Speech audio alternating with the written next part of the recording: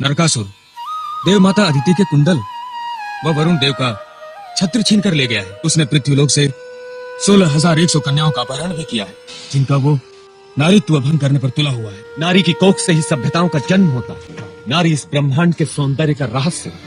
हम कोई भी अपराध क्षमा कर सकते हैं, किंतु नारी का अपमान हमारे लिए असहनीय है। नरकासुर को उसके दुष्कर्म का दंड अवश्य दिया जाएगा। यदि तुम वो छत्र और कुंडल लौटा दो और अपहरण की गई कन्याओं को सादर मुक्त कर दो, तो हम तुम्हें क्षमा कर देंगे। मैंने प्रतिज्ञा की थी कि अदिति के कुंडल रखकर और वरुण का छत्र लगाकर मैं कंवारी कन्याओं का भोग करूंगा। आक्रमण किया जाए।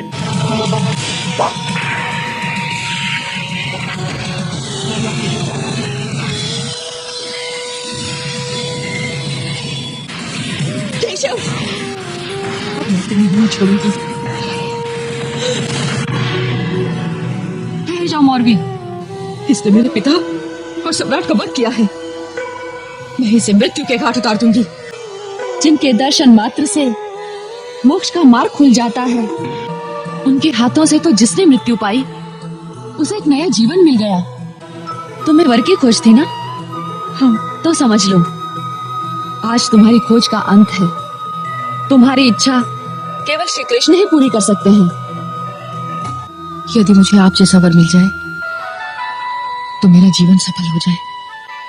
नर और नारी का केवल एक ही संबंध नहीं होता मौरवी। मैं तुम्हें वचन देता हूं कि तुम्हारे लिए ऐसा वर ढूंढ लाऊंगा जो आजीवन तुम्हें सुखी रख सके। अपहरण की गई कन्याएं कहाँ है मौरवी? आइए वासुदेव, नरकासुर का अंत हो चुका है। आप लोग जा सकते हैं। जब समाज सीता मैया का विश्वास नहीं कर सका तो हमारी क्या गिनती है? सीता माता देवी होकर भी स्वयं को निर्दोष साबित नहीं कर सकी, तो हम तो साधारण कन्याएं हैं। आपके हमें आश्रय वैश्यालय में मिलेगा या तो फिर आत्महत्या करनी पड़ेगी। नहीं, फिर आप ही हमें अपनी दासियां बना लीजिए।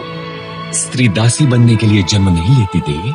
उसके केवल 3 रूप होते हैं, माता, पुत्री और पत्नी। और पत्नी हमें बनाएगा कौन? हम बनाएंगे।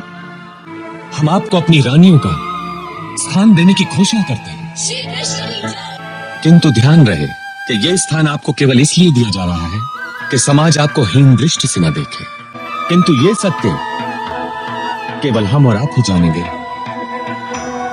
कि इस सम्मान के अतिरिक्त हमारे और आपके बीच में किसी भी प्रकार का कोई भी संबंध नहीं होगा। देवराजेंद्र, ये रहे माता अदिति के कुंडल और वरुण देव का छत्र। आप धन्य हैं वासुदेव। नरकासुर और उसके दानव सेनापति का वध करने के कारण देवलोक ने आपको मुरारी की उपाधि दी है। आज के बाद संसार में आप मुरारी के नाम से भी जाने जाएंगे।